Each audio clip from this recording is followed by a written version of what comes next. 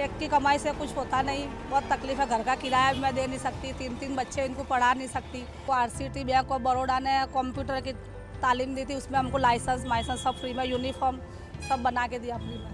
और फिर वो ऑटो चलाना सीख गई। फिर बैंक ऑफ बड़ौदा ने जो प्रधानमंत्री मुद्रा योजना के अंतर्गत मेरे को 1,80,000 की लोन मंजूर की और उससे ऑटो मैंने खरीदी। તમે પીળા અને કાળા રંગની રિક્ષા તો જોઈ જ હશે, પરંતુ ગુલાબી રંગની રિક્ષા કદાચ ભાગ્યે જ જોઈ હશે. ઓટોનો આ અનોખો રંગ માત્ર એક રંગ નથી, પરંતુ જીવનનો રંગ બદલનારી રિક્ષા છે. માત્ર ઓટોનો રંગ જ ગુલાબી નથી, પરંતુ ડ્રાઈવરનો ગણવેશ પણ ગુલાબી છે, જે પરિવહન વ્યવસ્થાની વિલક્ષણતા બતાવે છે અને મુસાફરોમાં અનોખા રંગ પણ ભરી દે છે. હાથમાં ઓટો રિક્ષાનું સ્ટિયરિંગ પકડીને રસ્તા પર સડસડાટ જઈ રહેલી બબીતા રામપાલ ગુપ્તા શહેરીકરણમાં મહિલા સશક્તિકરણનો ઝંડો પણ લહેરાવે છે. બબીતા સહિત અનેક મહિલાઓને સરકાર તરફથી મહિલા ઓટો રિક્ષાની ભેટ મળી, જેનાથી તેમના અંધકારભર્યા જીવનમાં પ્રકાશ ફેલાયો. બબીતા 20,000 થી 25,000 રૂપિયા કમાઈ લે છે. પહેલાં ભાડાનું મકાન હતું, હવે પોતાનો આશરો થઈ ગયો. બાળકોના ઉછેરની સાથે સાથે બહેતર સ્કૂલમાં શિક્ષણ આપવા માટે પણ સમર્થ છે. શહેરીકરણમાં પોતાના હિસ્સાની ભાગીદારી નિભાવતી બબીતાના શબ્દોમાં જ પિંક ઓટોની કહાની જાણીએ. ये रिक्शा हमें केंद्र सरकार राज्य सरकार द्वारा मिली है। पहले हमारी इनकम कंपनी में जाते थे सर, हम काम करते थे, काम में हमें 10-15 हज़ार पगार मिलती थी, जो 10 तारीख 12 तारीख बार बार घुमाया करते थे। हमें पगार भी टाइम पे नहीं मिलता और हम बहुत परेशान रहते थे सर। ये रिक्शा हमें चलाते 4 साल 6 महीना हुआ, जिसमें से कि हमने अपना खुद का घर ले लिया है और हमारी डेली की इनकम एक दिन की कम से कम 1,000-1,200 रुपये हम कमा लेते हैं। इससे तो हमारी ज़िंदगी पूरी बदल गई है। जहाँ हम एक भाड़ोत्री थे, आज हम खुद के घर वाले बोल सकते हैं और अपने बच्चों को अच्छे स्कूल में पढ़ा सक रहे हैं। हम जो चाहते हैं वो हम कर सकते हैं। हमें इससे बहुत मदद मिली। હવે એ દિવસો બદલાઈ ગયા છે જ્યારે મહિલાઓ ઘરનો ઉંબરો ઓળંગીને બહાર નીકળે તો તેમના પર કહેર વર્તાતો અને મહિલાઓ પોતે પણ ઘરમાંથી બહાર નીકળવામાં ખૂબ જ સંકોચાતી હતી. હવે મહિલાઓ મોડી રાત સુધી સુરત સહિત અનેક શહેરોમાં ઓટો રિક્ષા ચલાવી રહી છે અને શહેરોની પ્રગતિની ગાથા લખી રહી છે. पिंक ऑटो हमको जो मिली उससे मुझे बहुत ही राहत मिली है। अभी बच्चों को भी मैं बहुत अच्छे से हम पढ़ा सकते हैं, उनको ट्यूशन भी करवा सकते हैं। हम पहले भाड़े के घर में रहते थे, अभी अपना खुद का घर भी ले लिया है और हमारी जो आर्थिक परिस्थिति जो है वो पहले से पिंक ऑटो चलाने से पहले से ज़्यादा बेहतर बन गई है, बहुत अच्छी बन गई है। ગુડ ગવર્નન્સની સુંદર ઝલક આ શાનદાર પહેલમાં જોઈ શકાય છે. સુશાસન ખરા અર્થમાં ત્યારે જ કહી શકાય જ્યારે શહેરમાં કાયદો અને વ્યવસ્થા બરાબર હોય. સામાન્ય ઓટો રિક્ષામાં સફર કરવામાં કેટલીક મહિલાઓ અગવડતા અનુભવતી, પરંતુ હવે તે મહિલાઓ માટે પિંક ઓટો એક સારો વિકલ્પ બની છે. તેઓ સલામતી સાથે કોઈ જ બાંધછોડ કર્યા વગર આ રિક્ષામાં सवारी करवानू पसंद करे छे. मैं कॉलेज जाने के लिए घर से निकलती हूँ तो मुझे अच्छा फील नहीं होता है, रिक्शा पकड़ने में बहुत तकलीफ होती है। फिर बाद में मुझे पिंक ऑटो दिखती है, पिंक ऑटो में बैठना मैं ज़्यादा पसंद करती हूँ क्योंकि वो लेडीज़ की होती है और उसमें सारे गर्ल्स बैठे रहते हैं. मार्गों पर महिला सुरक्षा मामले अनेक बार सवालों उठे छे, परंतु महिलाओं पोते ऑटो चलावीने पोताना स्वावलंबनना संकेत आपी रही छे, જેને દેશ માટે એક શુભ સંકેત માનવામાં આવે છે. સેવા, સમર્પણ અને સુશાસનની 20 વર્ષની સોનેરી સફરથી આ શક્ય બન્યું. ગુજરાતના મુખ્યમંત્રીથી લઈને પ્રધાનમંત્રી સુધીની સફરમાં PM મોદીએ વિકાસનો એક તાંતણો ગૂંથ્યો છે. તેની સુંદર ઝલક પહેલા ગુજરાતના વિકાસ મોડેલમાં જોવા મળી હતી અને હવે આખો દેશ ગુજરાતના વિકાસ મોડેલને અપનાવીને નવા કીર્તિમાન સ્થાપી રહ્યો છે. પ્રધાનમંત્રી નરેન્દ્ર મોદીએ 2014માં પ્રચંડ બહુમતી સાથે કેન્દ્રમાં સત્તાનું સુકાન સંભાળ્યું. તે સાથે જ ગરીબો પ્રત્યે પોતાની પ્રતિબદ્ધતા વ્યક્ત કરી હતી અને તેના જ પરિણામ રૂપે સમાજના હાંસિયામાં ધકેલાઈ ગયેલા લોકો હવે સમાજના મુખ્ય પ્રવાહ સાથે જોડાઈ રહ્યા છે. मैं गवर्नमेंट को पूरी तरह से सपोर्ट करती हूँ Modi government is doing a great job. उन्होंने बहुत कुछ किया है. My salute. એક શહેરનું નિર્માણ કરવા, રચવા અને વસાવવામાં ગરીબો અને શ્રમિકોનો ખૂબ જ પરસેવો રેડાય છે. આ મજૂરોની પોતાની દુનિયા ભલે ના વસી શકે, પરંતુ એક શહેર વસાવવામાં તેઓ પોતાની આખી જિંદગી ખર્ચી નાખે છે. ત્યારે એક સપનાના શહેરનું નિર્માણ થઈ શકે છે. પરંતુ હવે મજૂરો અને ગરીબોને પણ તેમના પરસેવાની કિંમત એકદમ યોગ્ય રીતે મળી રહી છે. તેઓ શહેરીકરણના પ્રવાહમાં સામેલ થઈ રહ્યા છે અને તેમની પોતાની એક દુનિયા વસી રહી છે. સામાન્ય હોય કે ખાસ, પોતાના ઘરની ઈચ્છા સૌ કોઈને હોય. ખાસ કરીને મધ્યમ વર્ગના રહેવાસીઓ પોતાના ઘરનું સપનું કેટલાય વર્ષો સુધી જુએ છે. કેટલાકનું સપનું સાકાર થાય છે અને કેટલાકનું સપનું તૂટી પણ જાય છે. સમાજમાં છેવાડાના લોકોને પાકું મકાન આપવાની અદમ્ય ઈચ્છા કોઈ મોટા સપનાથી કમ નથી. પરંતુ પ્રધાનમંત્રી નરેન્દ્ર મોદીએ ગરીબોના સપનાઓને પાંખો આપી અને સમાજના ગરીબ વર્ગના સપના ઊંચી ઉડાન ભરવા લાગ્યા. પ્રધાનમંત્રી મોદીના વિઝનથી આ શક્ય બન્યું. આ વિઝને જ આશા જગાવી કે હવે દેશના ગરીબોને પણ પાક્કું મકાન મળશે. પ્રધાનમંત્રીનું સપનું છે કે 2022 સુધીમાં દેશના તમામ ગરીબોને પાક્કું મકાન આપવામાં આવે. આઝાદીના 75મા વર્ષ એટલે કે 2022માં દરેક વ્યક્તિને પાક્કું મકાન ઉપલબ્ધ કરાવવા માટે સરકારનો સંકલ્પ હવે રંગ લાવી રહ્યો છે. सरकार 2022 तक हर सिर पर छत देने का प्रयास कर रही है. जब आजादी के 75 साल हो तब हिंदुस्तान में कोई परिवार ऐसा न हो जिसका अपना घर न हो.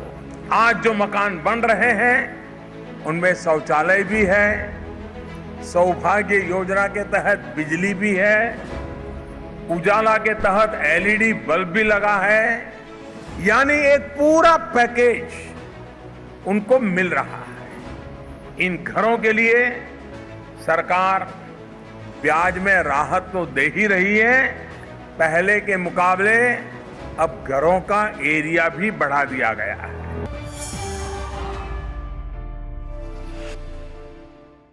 પેટનો ખાડો પૂરવા માટે ભોજનની શોધમાં એક અજાણ્યા શહેરમાં અજાણ્યા મહેમાનનું આગમન થયા પછી સૌથી પહેલા તેઓ પોતાના માટે એક આશરાની શોધ કરે છે. ત્યારબાદ રોજીરોટી માટે, રોજગાર માટે દોડધામ શરૂ થાય છે. ઘરની આશા એક એવી શોધ છે જેમાં સામાન્ય લોકોની આખી જિંદગી ખપી જાય છે, પરંતુ તેમને મનગમતું ઘર નથી મળી શકતું. સામાન્ય લોકોના સપનાને ઉડાન આપવા માટે પ્રધાનમંત્રી આવાસ યોજના આશાનું નવું કિરણ બનીને આવી છે. પહેલા પ્રધાનમંત્રી આવાસ યોજનાનો લાભ ગામડાના લોકોને મળતો હતો, પરંતુ હવે તેનો ધમધમાટ શહેરો સુધી પહોંચી ગયો છે. 4-5 महीने के अंदर LIC हाउसिंग से हमारा वो डिसबर्समेंट मिल गया 4 महीने के अंदर. और वो डिसबर्समेंट मिलने का विद इन फरवरी मार्च 2019 तक जो है हमारा सब्सिडीज़ भी क्लियर हो गया. तो ये सब्सिडीज़ जब क्लियर हुआ तो मैं इसका EMI का फ़र्क जो देखा कि अराउंड 4,500 रुपया का करीब हमारा EMI कम हो गया.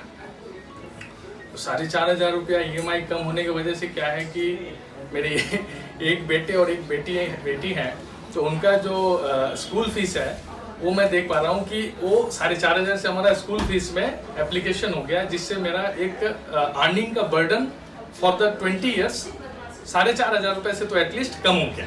આ યોજનાનો લાભ પહેલી વખત મકાન ખરીદી રહેલા એવા લાભાર્થીઓને મળે છે જેમની વાર્ષિક આવક MIG-1 માટે રૂપિયા 6 લાખથી 12 લાખ સુધી, જ્યારે MIG-2 માટે 12 લાખથી 18 લાખ રૂપિયા સુધીની હોવી જોઈએ. આ ઉપરાંત પાત્રતા એ પણ હોવી જોઈએ કે પરિવારના કોઈ પણ સભ્યના નામે પાક્કું મકાન ન હોય. વ્યાજ સબસિડી તરીકે રૂપિયા 2,65,000ની રકમ બેંકના માધ્યમથી લાભાર્થીઓના ધિરાણ ખાતામાં સીધા જમા કરાવી દેવાય છે. તેનાથી હોમ લોનનો માસિક હપ્તો નાનો થઈ જાય છે. આવો આ યોજનાના લાભાર્થીઓ પાસેથી જાણીએ તેમની વિશેષતા અને ફાયદાઓ વિશે. पिछले 2 साल से हम लोग घर लेने के लिए सोच रहे थे. हालांकि मैं एक न्यूली क्वालिफाइड चार्टर्ड अकाउंटेंट तो फंड का स्टार्टिंग में थोड़ा सा इशू होता है। फिर जाके मुझे एक गवर्नमेंट ऑफ इंडिया के MIG स्कीम के बारे में पता चला, जिसके तहत हमें पता चला कि कुछ स्कीम है गवर्नमेंट की तरफ से कि हमारा कुछ इंटरेस्ट अमाउंट वेव ऑफ हो जाएगा। वैसे तो जब हमने अप्लाई किया था तब पता भी नहीं था, तब हमें एज ऑफ स्टार्ट हमें इसके बारे में कुछ नहीं आइडिया था। बट जब हमने लोन एप्लीकेशन डाली तब हमें बैंक की तरफ से ही पता चला, और एक नॉर्मल सा प्रोसेस था, एक नॉर्मल सा फॉर्म हमसे फिल कराया गया। तो उसके बाद हमने ना कभी बैंक गए ना कभी कुछ पता किया, बस ऑटोमेटिकली कुछ महीने बाद हमारे अकाउंट से लोन अमाउंट कम हो गया। तो ऑल ऑफ सडन हमें इतनी खुशी मिली एक नॉर्मल मिडिल क्लास के लिए घर में रहते हुए। કોરોના મહામારીમાં લોકડાઉનના કારણે સૌથી વધારે રોજગારીનું સંકટ એવા લોકો પર આવ્યું જેઓ રેંકડી અથવા પાથરણા પાથરીને રસ્તા પર વેપાર કરતા હતા। તેમની સામે ભૂખમરાની સમસ્યા ઊભી થઈ ગઈ। રેંકડી અને પાથરણાવાળા લોકોની પીડા સમજીને ભારત સરકારે એક સંવેદનશીલ નિર્ણય લઈને પ્રધાનમંત્રી સ્ટ્રીટ વેન્ડર્સ આત્મનિર્ભર નિધિ યોજનાની શરૂઆત કરી અને સમાજના અંતિમ પાયદાન પર બેઠેલા લોકોના જીવનમાં ઉજાસ લાવવાનો भरपूर प्रयास करो। इस योजना को ऐसे ही इतना सरल बनाया गया है कि सामान्य से सामान्य व्यक्ति भी इससे जुड़ सके। इसमें टेक्नोलॉजी के माध्यम से ऐसी व्यवस्था की गई है कि रेहड़ी ठेले वाले साथियों को कागज जमा कराने के लिए लंबी लाइनें नहीं लगानी होगी। आप कॉमन सर्विस सेंटर में, नगर पालिका कार्यालय में, बैंक की ब्रांच में जाकर अपना आवेदन अपलोड कर सकते हैं।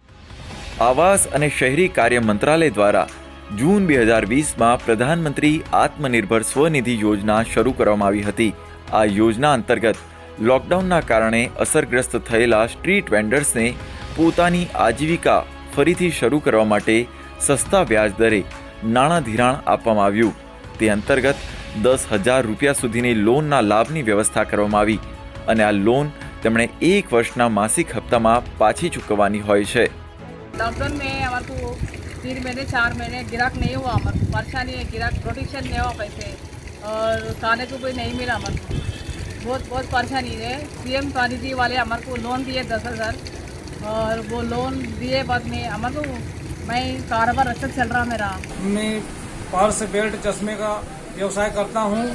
प्रधानमंत्री स्वनिधि योजना से जो मेरे को 10,000 रुपये का लोन मिला, उससे मेरा धंधा वापस चालू हो गया है। मेरा परिवार और मैं सब बढ़िया व्यवस्थित कमा खा रहे हैं और मेरा लोन 2 या 3 दिन में पास हो गया और पैसे मिल गए।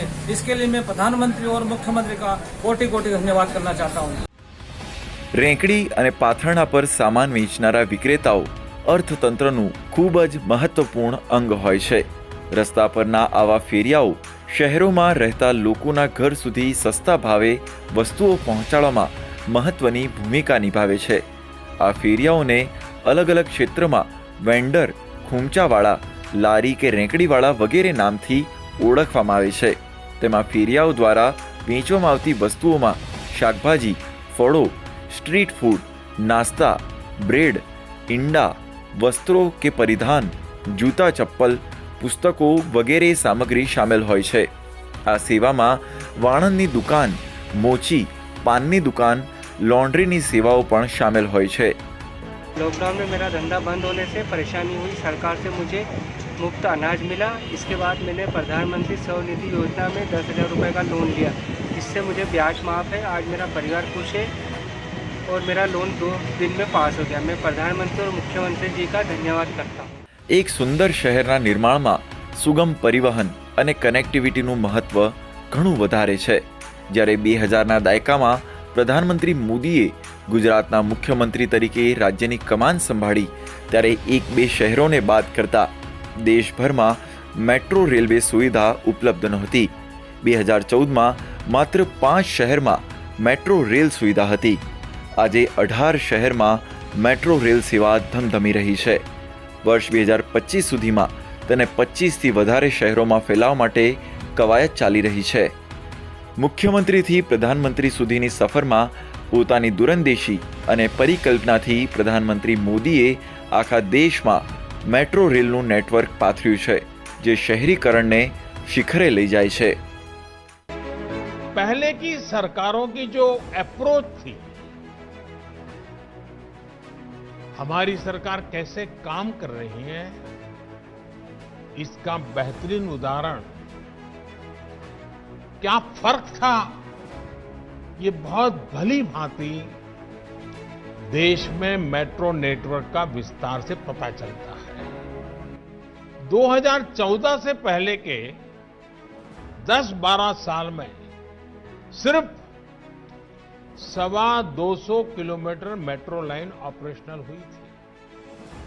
वहीं बीते 6 साल में 450 किलोमीटर से ज्यादा मेट्रो नेटवर्क चालू हो चुका।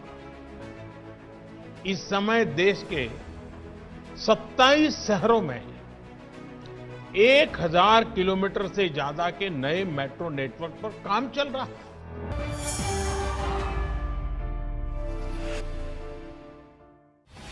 એક જમાનો હતો ત્યારે દિલ્હી જેવા મોટા મહાનગરોમાં બ્લુ લાઇન બસોમાં લોકોને ધક્કા ખાવા પડતા.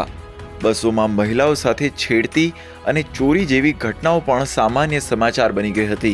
પરંતુ હવે સમય બદલાયો છે અને દિલ્હી મેટ્રો રેલ નેટવર્કે લોકોના દિલ પર રાજ કરે છે.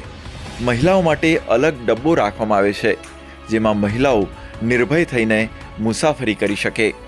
દિલ્હીમાં ભાગ્યે જ કોઈ એવો વિસ્તાર હશે જ્યાં મેટ્રો રેલની પહોંચ ન હોય અથવા મેટ્રો રેલના વિસ્તરણની ગાથા ન લખાઈ હોય. मोदी जी जो कर रहे हैं वो हमारे देश के लिए कर रहे हैं और मुझे लगता है कि ये एक सही रास्ता है, और जिससे कि सारे लोगों को जो इतना ऑटो जो करना पड़ता है, टैक्सी करना पड़ता है, जो इससे लोग ट्रांसपोर्ट से परेशान होते हैं, तो ये एक सही ऑप्शन होता है मेट्रो का। मोदी जी ने जो इनिशिएटिव लिया है कि हर शहर को थोड़ा मेट्रो देने के लिए जो किया है, बहुत ही सही डिसीजन लिया है, क्योंकि हर शहर में हर बच्चों को वही प्रॉब्लम हो रही है। ट्रैवलिंग की इश्यूज़ हैं, ट्रैफिक इश्यूज़ हैं और सेफ्टी सिक्योरिटी इश्यूज़ हैं। तो ऑब्वियस सी बात है, वो एक शहर से तो काम नहीं चलेगा। अगर आपको पूरे इंडिया को अगर आगे बढ़ाना है तो हर शहर में ये चीज़ों को लागू करना पड़ेगा। जिस हिसाब से पहले देखा और अब में काफ़ी चेंजेस है और अच्छी बात है, और आगे भी ऐसे ही होना चाहिए। આ બિહાર અને ઉત્તર પ્રદેશ જેવા રાજ્યોમાં પણ મેટ્રો રેલના પાટા નાખવાનું શરૂ થઈ ગયું. દિલ્હી, એનસીઆર સહિત દેશભરમાં મેટ્રો નેટવર્કનું ઝડપથી વિસ્તરણ થઈ રહ્યું છે. હાલમાં 27 શહેરોમાં 1058 કિલોમીટર મેટ્રો નેટવર્કનું નિર્માણ કાર્ય ચાલી રહ્યું છે. નિર્માણ કાર્ય પૂરું થયા પછી મેટ્રોનું નેટવર્ક કુલ 1779 કિલોમીટરનું થઈ જશે. હાલમાં 18 શહેરોમાં 721 કિલોમીટરના નેટવર્ક પર મેટ્રોનું પરિચાલન થઈ રહ્યું છે. मेट्रो सुविधाएं से लोग इजीली कनेक्ट कर पा रहे हैं। जो ये बड़े तरीके से मेट्रो कनेक्ट हो रही है, तो दूर दराज स्थानों पे भी लोग जॉब करने का सोच रहे हैं। Transportation system metro is better than other transportation system. ये टाइम से पहुंच जाते हैं। मेट्रो भी जाने से लोग अपने आसानी से ऑफिस, कॉलेज, यूनिवर्सिटी और तमाम जगहों पर सही समय पर पहुंच जाते हैं। और ये जो अभी बिछ रहा है, इससे पहले भी बिछाने की ज़रूरत थी, क्योंकि तमाम देशों में पहले ही मेट्रो बिछ चुका है, लेकिन हमारा देश अभी विकसित हो रहा है। लेकिन अच्छी बात यह देर ही है, लेकिन दुरुस्त है। કોરોના મહામારી દરમિયાન જ્યારે બધું જ ઠપ થઈ ગયું હતું, ત્યારે ભારતીય રેલવેએ પોતાની સર્વોચ્ચ જવાબદારી ખૂબ જ સારી રીતે નિભાવી. દેશભરમાં લાખો મજૂરો મોટા શહેરોમાં ફસાયેલા હતા. તેઓ પોતાના પરિવારજનોથી વિખૂટા થઈ ગયા હતા. ભારતીય રેલવેએ પરિવારથી વિખૂટા પડેલા મુસાફરોને તેમના ગૃહ જિલ્લા સુધી પહોંચાડવા માટે શ્રમિક સ્પેશિયલ ટ્રેનો દોડાવી અને લાખો મુસાફરોનું તેમના પ્રિયજનો સાથે મિલન કરાવવામાં ઘણી મોટી ભૂમિકા નિભાવી. अच्छा हुआ कि हम लोग को ट्रेन चालू करके दी। हम लोग गांव जा रहे हैं, हम लोग को बहुत खुशी हो रही है कि हम अपने गांव पहुंच जाएं। આ ઉપરાંત કનેક્ટિવિટીના મોરચે પણ ભારતીય રેલવેએ ખૂબ જ મોટી પ્રગતિ કરી છે અને વિમાનોની જેમ અત્યાધુનિક સુવિધાઓથી સજ્જ ટ્રેનો દોડાવીને મુસાફરોને છેલ્લા કેટલાક વર્ષમાં ભેટ આપી છે. ગતિમાન અને વંદે ભારત જેવી સેમી હાઈસ્પીડ ટ્રેનોએ ભારતમાં બુલેટ ટ્રેનની આશા જગાવી છે. ભારતીય રેલવેએ આવનારા સમયમાં બદલાતા ભારતની બદલાતી તસવીર રજૂ કરવા માટે આતુર છે. स्टेशंस में भी काफ़ी सफाई है पहले ऐसा नहीं होता था, पहले स्टेशन का हाल बहुत बुरा रहता था, स्पेशली क्लीनलीनेस को लेके, और ट्रेनें भी टाइम पे नहीं चलती थी। अभी जो ये फास्ट ट्रेनें आने से स्पेशली बिजनेस क्लास और जो कॉर्पोरेट सेक्टर के जो रेगुलर ट्रैवलर हैं उनके लिए तो बहुत फ़ायदेमंद है। गवर्नमेंट का प्लान है कि हाई स्पीड की ट्रेनें चलाने की, तो उसमें नई टेक्नोलॉजी के माध्यम से अगर नई ट्रेनें आती हैं, नए टेक्नोलॉजी होते हैं, समय बचता है, तो ये पैसेंजर के लिए और देश के विकास के लिए बेहतर है। इंडिया में बहुत ज़्यादा पॉपुलेशन ट्रेन से ही अलग अलग जगह जाती है, तो अगर हाई स्पीड ट्रेन होगी तो इंडिया में भी लोग फटाफट से दूसरी जगह पहुंच पाएंगे। जैसे पहले ट्रेन डिले बहुत होती थी तो लोगों का बहुत टाइम वेस्ट होता था, इसलिए इंडियन रेलवे उतना बेस्ट नहीं था, बट अब it is coming to compete with the other countries also. Vande Bharat और गतिमान ट्रेन जो है वो फास्ट चलती है, बट बुलेट ट्रेन उससे भी फास्ट है और बेटर है। और जो आज की जनरेशन है वो अब एयरप्लेन में जाने की कोशिश करती है क्योंकि बहुत फास्ट होती है और ट्रेन्स बहुत स्लो होती हैं, तो इसलिए अगर बुलेट ट्रेन्स आ जाएंगी तो बहुत फास्ट चलेंगी जो हैं, तो इसलिए बहुत आगे की जनरेशन उसको प्रेफर करेंगी। अगर वंदे भारत जैसी ट्रेन्स और भी आती हैं, बुलेट ट्रेन्स आती हैं, तो डेफिनेटली हमारा जो इकोनॉमी है उसको भी बहुत फ़ायदा होगा। ગામડાઓના નિમ્ન મધ્યમ વર્ગની આકાંક્ષાઓ હજુ પણ હિલોળા મારી રહી છે અને તેમને શહેરીકરણનું આકર્ષણ ઘણું લલચાવી રહ્યું છે। ટીકાકારો જ્યારે શહેરીકરણને એક અભિશાપ માનતા હતા, તે જમાનો હવે વીતી ગયો છે। હવે શહેરીકરણ વરદાન બની ગયું છે। શહેરીકરણ એક તક બની ગયું છે। ગામડાની કેડીઓ પણ શહેરીકરણની પટકથા લખવા માટે આતુર છે। ગામડાઓ સુધી વિકાસનો ઝાકઝમાળ પહોંચાડનારા કિરણોનો ઝગમગાટ વધી રહ્યો હોવાથી શહેરના ગ્લેમરથી ખરેખરમાં આંખો અંજાઈ રહી છે। પ્રધાનમંત્રી મોદી જ્યારે ગુજરાતના મુખ્યમંત્રી તરીકે આરૂઢ હતા ત્યારે તેમણે શહેરીકરણનું સપનું જોયું હતું। તે સપનું પ્રધાનમંત્રી બન્યા પછી સાકાર થઈ રહ્યું છે અને દેશના નાનાથી માંડીને મોટા શહેરોનું સમગ્ર વ્યવસ્થા તંત્ર બદલાઈ રહ્યું છે। दुनिया के टॉप 10 सबसे तेजी से विकसित होते शहरों में सारे 10 शहर भारत के शहर हैं। यानी देश जितनी तेजी से विकास की गति को पकड़ रहा है, उसका एक मजबूत हिस्सा हमारे शहर रहने वाले लोग हैं।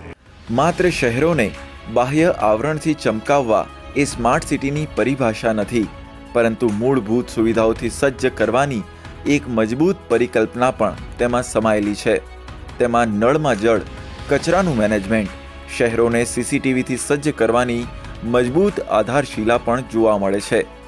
દેશના વિવિધ શહેરોને વિશ્વકક્ષાનું સ્વરૂપ આપવા માટે સ્માર્ટ સિટી મિશન અંતર્ગત ભારત સરકારે જાન્યુઆરી 2016થી જુલાઈ 2018 દરમિયાન 4 તબક્કામાં 100 શહેરો પસંદ કર્યા છે।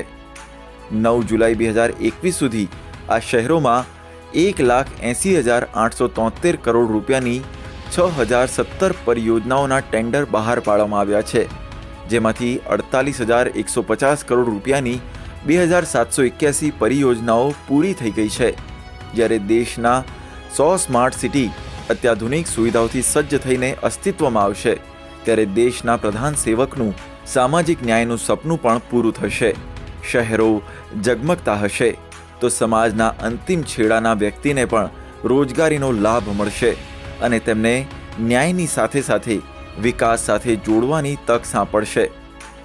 કૌશલ્યપૂર્ણ પ્રશાસક અને સ્વપ્નદ્રષ્ટા રાજનેતા ભારતના પ્રધાનમંત્રી નરેન્દ્ર મોદીની દૂરંદેશીના પરિણામે ગામડા, ગરીબો, ખેડૂતો અને સમાજના અંતિમ સ્તરના લોકોનો વિકાસ સર્વોપરી છે। તેમની 20 વર્ષની સેવા અને સમર્પણની સંપૂર્ણ કહાનીનું તેમાં વર્ણન થઈ જાય છે।